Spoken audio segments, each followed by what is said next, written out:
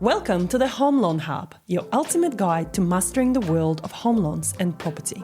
I'm Zibuni Salimova, here to simplify the complexities of real estate and provide you with expert insights and the latest trends. Whether you're a first-home buyer, an experienced investor, or simply curious about the property market, this podcast is for you. Join me each week as we unlock the secrets to property success and help you make informed decisions. Let's dive into the world of property together. Hello and welcome, Terri Watson from the Healthy Wallet Project. Thank you so much for joining me this morning. Thank you so much for having me. I'm so excited to be here. That's awesome. We've talked about this for so long to have you here, and now we finally made it. Yay! Terri, let's talk about what you do, how important it is, and how did you actually get there? So what I am very passionate about is helping women become financially confident. So that all came about from in 2016. We were a young family, 2 little kids. I'd been a stay-at-home mum for 4 years. And so my husband was self-employed and we were first year into our mortgage. We had maxed out credit cards. We had a car loan, just, mid-20s, had no clue what we're doing, had no plan. And then all of a sudden, our really good income stopped. So we were in Perth at the time. My husband was working in the construction industry. Construction industry got hit. So yeah, all of a sudden we had no income and we had all these expenses. And I really wanted to curl into a ball and pretend like it wasn't happening. But realized the only way for us to get back up basically was for me to take control. You've hit the bottom. We hit the bottom. There was only one way to go, and that was up. So my husband and I both got full-time jobs. So going back to full-time after being a stay-at-home mum, leaving my kids at 6 a.m., not getting back home till 6 p.m., was challenging in itself. And my health took a toll from the stress of it all. But little by little, we found our feet again. And I started getting confidence talking to other mums, sharing our story, because I felt like talking about finances taboo, right? Yeah, people are, they're not comfortable. No, you want to make it look like you've got it all together. You know how to adult, basically. So little by little, I started, having conversations about how we were struggling. And I realized we were not the only family struggling, the only family dealing with ridiculous amount of debt because, we were in Australia at the time, and basically that's just what everyone else was doing. So we kind of, to keep up with Joneses, that's what we just kept doing. And so realized that we weren't the only family struggling. I, funny enough, found myself working in financial planning as a PA. And I realized there's all this information out there that families aren't getting. So because there's this whole big thing that you have to be wealthy to get a financial planner or a financial advisor to help you with financial planning, because there's it's quite an investment. And families just weren't getting that support. So I was like, okay, how can I bring this information to families and support them to do the same thing that we did, get back on their feet, feel back in control, live life with their children? Because, as working parents, we're constantly going from one thing to another. And then we keep saying, at the beginning of the year, setting goals, being like, oh, we'll go on that big family holiday that we've been planning for. But, you get to August and it still hasn't happened. And then you're starting to freak out about Christmas. So that big family holiday that you just dream about just keeps getting put off. So I got qualified in Australia to become a financial advisor for mums. But there was a few things. We had the Royal Commission, which made it a little bit hard as a new advisor entering the industry. Then I had my youngest baby, and then COVID hit. So I set up the Healthy Wallet Project started in 2019. And I was about to launch, COVID hit, and I was like, I had this whole money mindset where I was like, my own money mindset problems, where I was like, I can't charge people for this. Like, everyone's struggling. I just got to give this advice. Wait, but my coach was like, Terri, for you to be able to help others, you need to be, knowing that you're an asset for that. And so I did. I started a program with Healthy Wallet program, and it was about 13 weeks, I think my first round was, and I had mums who were in business. So it was my network over in Perth, and I held their hand through a time where they just were like, I don't know what I'm going to do. Because, like I had a mum who had a fitness business, and because COVID, like that completely shut down.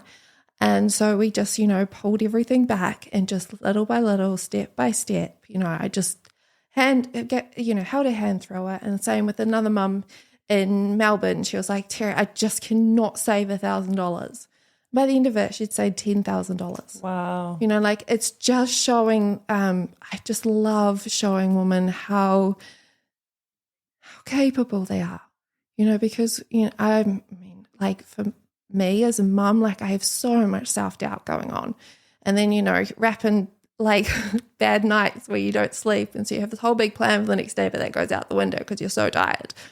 But, like just being able to help give the tools and knowledge and the support to help women feel confident that they can take control and they can do things. So now I am a financial advisor that helps mums in the financial planning space, because, like there is such a big importance about helping mums, helping women growing their wealth.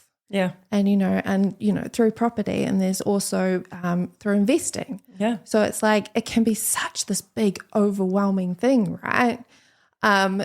So all I do is I just break it down step by step, just go through the process with them, make it as easy as possible, because again, like it's amazing. There's so much more talk about investing now than there was back in 2016. So I love the fact that there's so many different platforms that we can go on. But again, that's overwhelming, because where do you start?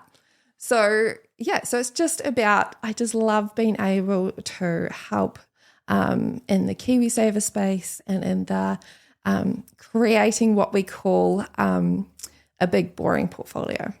So it's nothing exciting about it. And I just, my favorite thing is just seeing the confidence of women grow. Yeah, I love this for you, because I believe, I deal with a lot of women, right? And a lot of families, but what I've realized over the years is usually females are the driving force for a lot of decisions. They're the ones that want to live in a better house. They're the ones that want to drive a safer car for their kids.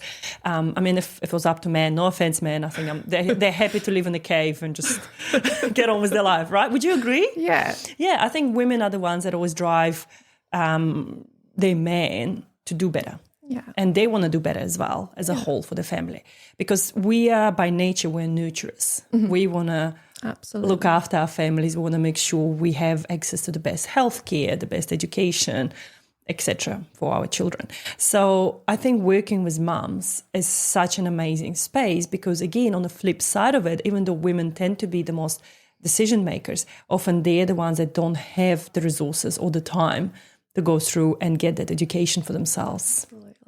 And it's so powerful as women, as mums, how we can pass this on to our children. Because, like just by looking at my own mindset, because I really noticed I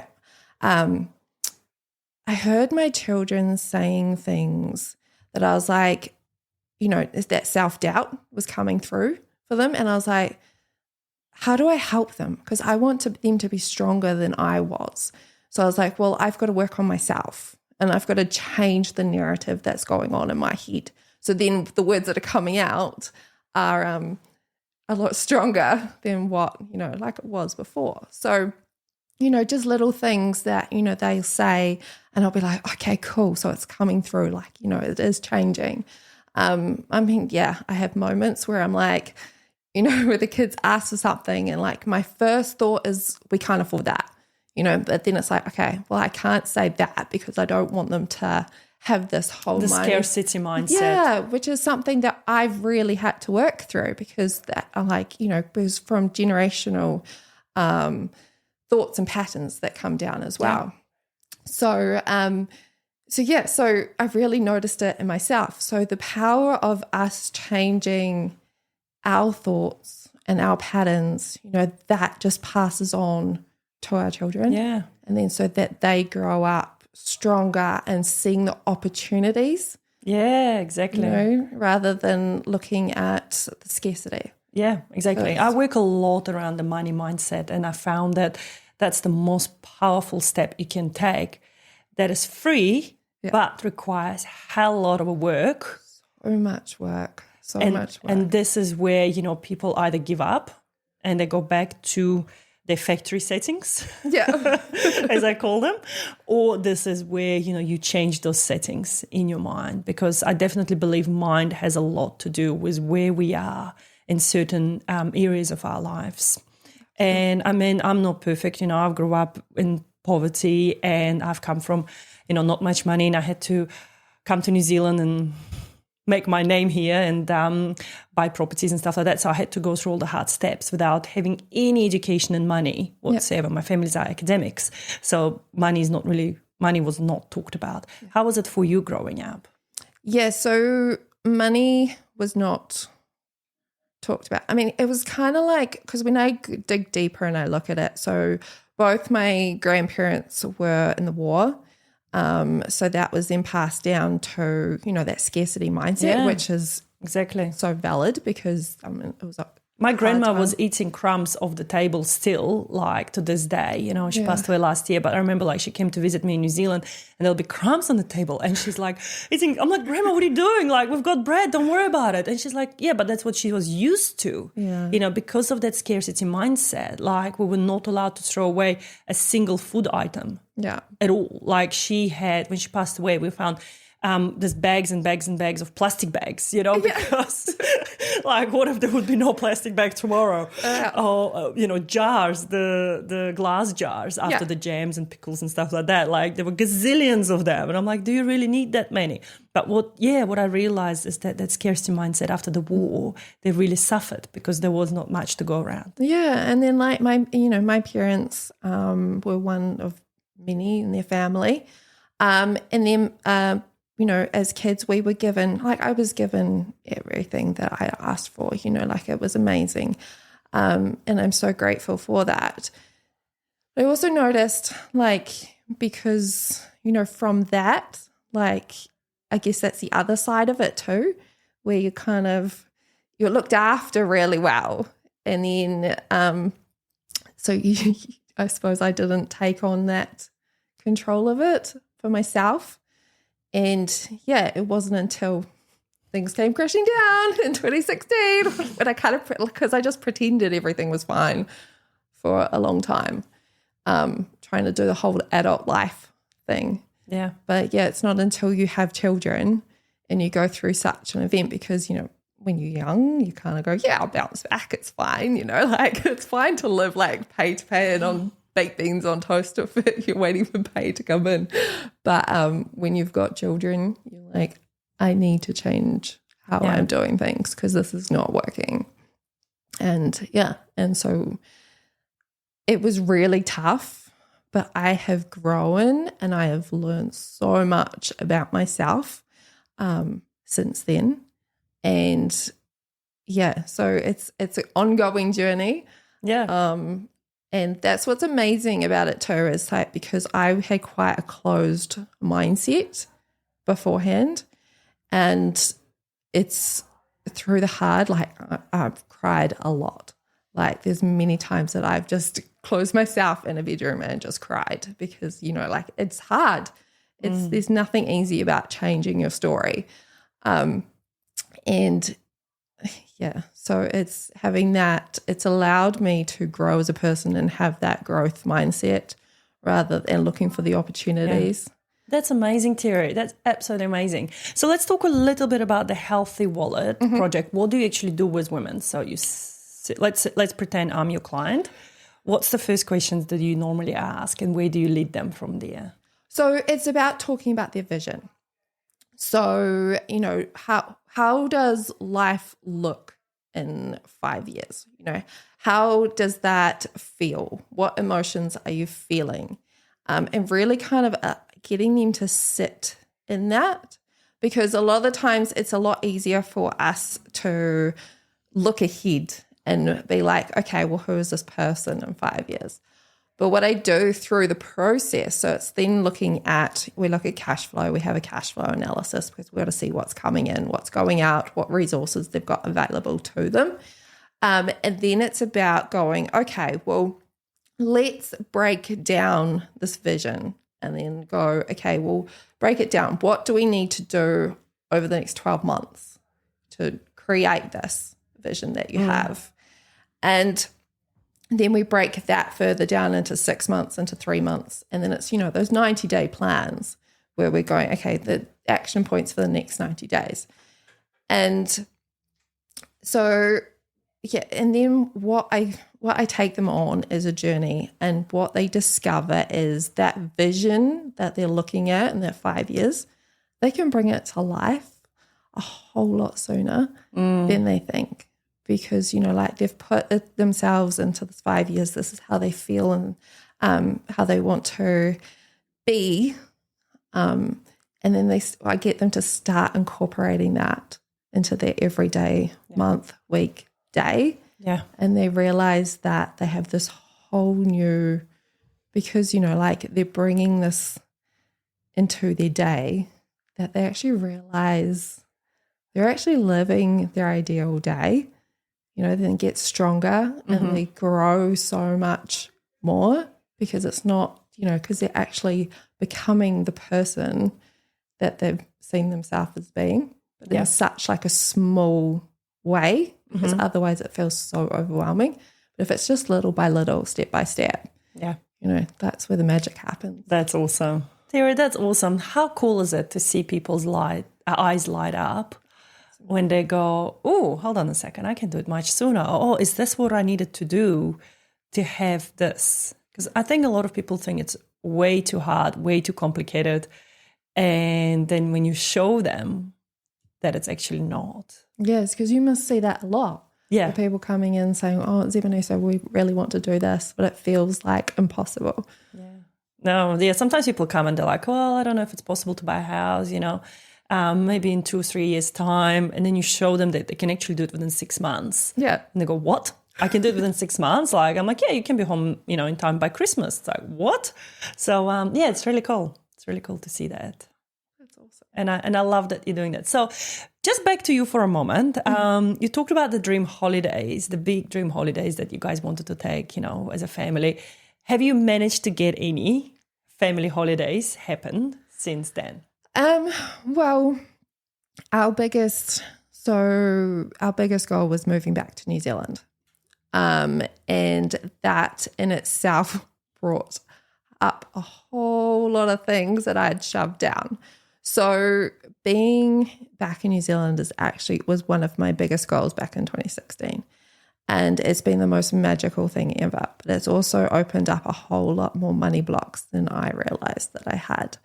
So then, yes, we have been away. We have a family batch in Lake Taupo. So that is really cool, being able to get back into nature in New Zealand. But I suppose I am also my own worst enemy sometimes. And we want to go exploring more. I've been really trying to find my feet, and we haven't gone away just yet, but I need to be my own coach and be like, Terri, come on, let's set a plan. I was about to say, Terri, do you need to sit down with me now? Do I need to sit you down and do this with you? I know, because sometimes you really need to book in that time in your calendar and just be like, you're going here no matter what. So that's what I'm really trying to work on this year is really go, okay, so I've blocked out school holidays. I'm like, not working school holidays, and we are going to go on adventures. And yeah, so that's definitely something that I am really working on this year. But I must say it's been pretty magical moving back to New Zealand and being on the coast, Kapiti Coast. It's like you're on holiday. We're already on holiday, right? Like that's how I feel. Sometimes I'm like, oh, you know, it doesn't feel like work some days because I could be sitting there on the beach with my laptop with some beautiful views. And I think we're very, very fortunate in that sense. I know. Exactly. So I'm going to set my own, And if you don't, I'm going to sit you down. Yeah, I know. Now that I've told you, now that you've told me, I'm going to ignore you because I see you every fortnight. So I'll be like, Terri, come on. Did you book the time? Yeah. No, sounds good. Terri, thank you so much for coming along and being so raw and open about your own journey. Because as you say, you know, money is one of those things that we don't like to talk about. We want to look like we've got it all together and living this perfect life. And unfortunately, and I've mentioned this so many times on these episodes now that, you know, everyone is wanting to keep up with the Joneses and have this appearance of we've got it together. We're driving good cars and we live in good houses and, you know, we're eating salmon for dinner, but actually at the expense of what? And if you're not building a bigger picture here, especially for the generations to come, like you've got 3 kids, you got to think of them. You can't be just selfish and just think of you. If I die, whatever. Yeah, absolutely. But I guess you want to pass on something to your kids as well. So what are your bigger goals? Just share one big goal with us. Oh, for the next 5 years that you've got. Well, funny story. We have now got additional. So we have chickens. We somehow managed to come home with a box of 4 ducks. And so one of our biggest goals when moving back to New Zealand is to buy our own lifestyle block. And yeah, so that is our Hey, I know a really good mortgage broker. Oh, awesome. Cool. I have to get her data. Oh, that's awesome, Terri. I love your posts with chickens. Absolutely. Every time, like, you light up on my feed, I'm like, this is fun. This is such a cool. Because growing up, okay, I'll share something fun about my life now. So when I was little and it was around, you know, Soviet times, scarcity, etc. My dad brought home a box of little chickens because he went to this factory. He was a reporter, a journalist, and he went to this factory, and I don't know why, but somehow he ended up with this box of little baby chicks. Yeah. So he brought them home and he just pretty much gave it to my mom. He's like, here, you can raise them now. Mom's like, what? Don't know anything about chickens at all. I hope my mom's listening to this. She's going to be like, I can't believe you told the story. So my mom had to raise these baby chicks from like absolute, you know, tiny little things to big hens. And and they were following us around. And I remember as a kid collecting eggs, dropping half of it. Because as you do, you know, as a 3 or 4 year old, whatever I was at that time. But I definitely have that weak spot for anything to do with animals because I grew up a lot surrounded by cats and dogs and chickens and hedgehogs and rabbits and ducks. We had all of that. So this is something like you that I want for my kids as well. Because I feel like when we're connected to nature, it makes us feel more at peace. It gives us more empathy. Teaches us how to care for someone else other than our own needs. Absolutely, which is why I'm also trying my hand at gardening, which is a challenge and starting at the complete basics. So I have killed a few things so far, but but that's how you learn, right? That's how you learn, and that's, you know, they'll keep trying. I'll keep going. Don't give up, Terri. I believe in you. I believe in you. Terri, 5 seconds of fame. Where can people go and find you about the fantastic work that you do? Go. So I have a website, www.healthywalletproject.nz. You can learn a bit more about me. And I also have a Facebook community, which you can find under the Healthy Wallet Project. Amazing. Thank you so much for coming along. That was so much fun chatting with you. Thank you for having me. I'll see you soon. Cool. Thank you. Thank you for tuning into the Home Loan Hub. I hope you found today's episode insightful and full of valuable tips to help you on the property journey. Don't forget to subscribe to stay updated on all things real estate and the property ladder. If you enjoy the show, leave a review and share it with others who might benefit as well. Keep an eye out for the next episode where we'll continue to reveal strategies for property success. Until then, keep making savvy decisions and unlocking your property potential.